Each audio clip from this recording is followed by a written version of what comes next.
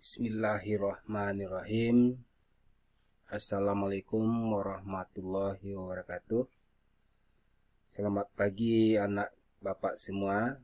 Semoga pagi ini kita selalu dalam lindungan Allah Tuhan yang Maha Esa. Amin, amin ya rabbal alamin. Baiklah anak-anak bapak semua, pagi ini kita akan coba membahas atau mempelajari tema 3, yakni benda di sekitarku. Subtema 3, perubahan wujud benda, yakni pembelajaran 5. Berikut Bapak tampilkan ada beberapa paragraf. Ya, itu ada berapa paragraf. Susunlah setiap paragraf sehingga menjadi sebuah cerita yang urut. Berilah nomor sesuai dengan cerita pada kotak yang disediakan. Kita mulai membaca dari paragraf yang pertama. Kapur barus lama-kelamaan mengecil dan akhirnya habis. Hal itu terjadi karena kapur barus berubah wujud. Berubah wujud dari padat menjadi gas. Perubahan wujud itu disebut menyublim. Ingat, perubahan tersebut disebut menyublim. Kapur barus berguna untuk menghilangkan bau tidak sedap. Biasanya, kapur barus diletakkan di lemari pakaian. Kapur barus juga sering diletakkan di kamar mandi. Pernahkah kalian melihat atau menggunakan kapur barus? Kapur barus banyak digunakan dalam kehidupan sehari-hari. Apakah kegunaan kapur barus tersebut? Biasanya kapur barus berbentuk bulat. Ada beraneka warna kapur barus. Apakah yang terjadi pada kapur barus? Ukuran kapur barus makin lama makin kecil. Akhirnya kapur barus habis. Mengapa hal itu dapat terjadi? Peristiwa menyublim menyebabkan kapur barus makin lama makin kecil dan akhirnya habis. Saat kapur barus berubah wujud menjadi gas, tercium bau harum di udara. Jadi prosesnya menyublim, ya, perubahan wujud benda padat menjadi gas. Nah, itu menyublim namanya.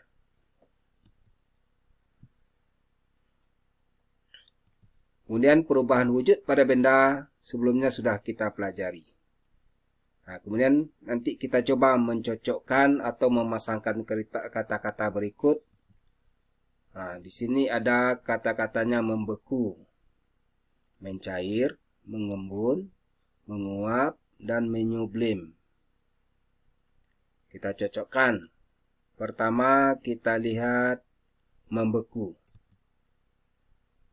Membeku adalah perubahan wujud cair menjadi padat. Kemudian yang kedua mencair. Apa itu mencair? Mencair adalah perubahan wujud padat menjadi cair. Kemudian kita lihat yang ketiga, mengembun. Apakah yang dimaksud dengan mengembun? Mengembun yaitu perubahan wujud gas menjadi cair. Kemudian menguap. Menguap adalah perubahan wujud cair menjadi gas. Kemudian terakhir menyublim. Apa itu menyublim? Menyublim adalah perubahan wujud padat menjadi cair. Ya, ingat, menyublim. Menyublim itu adalah berubahnya perubahan wujud dari padat menjadi cair. Tahukah kamu apakah itu perubahan wujud juga terjadi dari benda gas menjadi padat? Ulang. Perubahan wujud juga terjadi dari benda gas menjadi padat. Perubahan wujud benda dari benda padat menjadi gas. Tunggu, Bapak ulang ya. Perubahan wujud juga terjadi dari benda gas menjadi padat. Perubahan wujud benda dari gas menjadi padat disebut menghablur. Menghablur. Ulang ya, biar paham. Perubahan wujud juga terjadi dari benda gas menjadi padat. Kemudian perubahan wujud benda dari gas menjadi padat disebut menghablur atau mengkristal. Jika kita tinggal di negara Eropa, ya, negara Eropa yang mempunyai 4 musim, maka akan kita lihat embun membeku di pagi hari pada musim dingin, kemudian embun beku tersebut seperti kristal es yang menempel pada tanaman. Hal ini terjadi karena uap air di udara yang berwujud gas berubah menjadi padat. Perubahan wujud benda yang terjadi merupakan perubahan alami di sekitarmu. Hal ini merupakan karunia Tuhan yang Maha Kuasa yang harus kita syukuri. Sifat perubahan wujud dapat dimanfaatkan untuk menghasilkan produk makanan atau minuman. Apakah makanan atau minuman yang memanfaatkan perubahan alami itu? Nanti itu kita bahas. Kemudian nanti kita bagi tugas berkelompok untuk menentukan makanan atau minuman yang bisa berubah secara alami. Nanti kita bentuk kelompok. Pilihlah salah satu produk makanan atau minuman yang pembuatannya mengalami perubahan wujud. Kamu dapat memperkenalkan produk makanan dan minuman pilihan kelompokmu. Dan itu kita lakukan besok. Bapak minta kalian untuk mempersiapkan buku, pena dan penggaris untuk mencatat langkah-langkah berikut. Ya. 1. Kita bentuk kelompok yang terdiri dari 4 atau 5 orang siswa. Ya, jadi satu kelompok tuh ada 4 atau 5 orang. Kemudian yang kedua, bagilah tugas tiap anggota kelompok. Jadi masing-masing kita nanti dalam satu kelompok itu kan ada 4 atau 5 orang. Masing-masing kita mempunyai tugas masing-masing. Ya.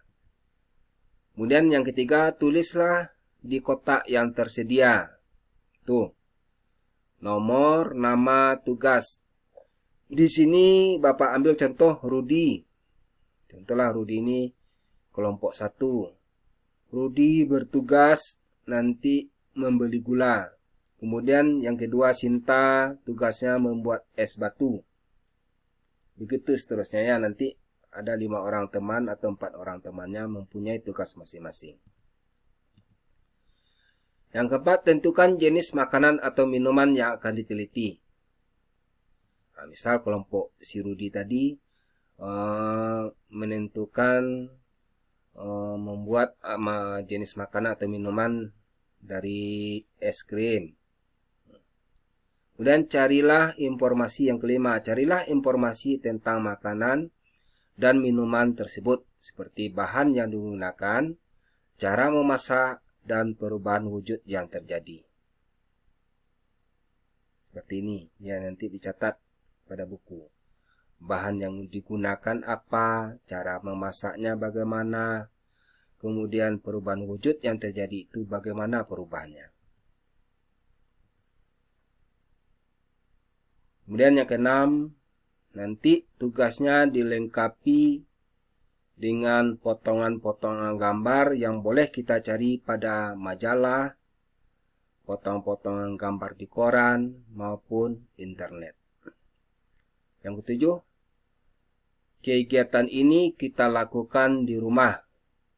Kemudian seluruh informasi yang kita dapat, kita salin pada kertas. Nah, paham? Nah, dari pembelajaran kita tadi, yang tema 3, subtema 3, dapat kita ambil kesimpulan. Yang pertama, kita bisa memasangkan kata dengan istilah seperti menyublim. Apa itu menyublim? Menghablur. Kemudian yang kedua, kita bisa mengidentifikasi peran masing-masing kelompok. Nah, jadi silakan nanti anak bapak bekerja di rumah. Besok bawa tugasnya. Jadi bapak rasa cukup sekian. Bapak sudahi dengan membacakan Assalamualaikum warahmatullahi wabarakatuh.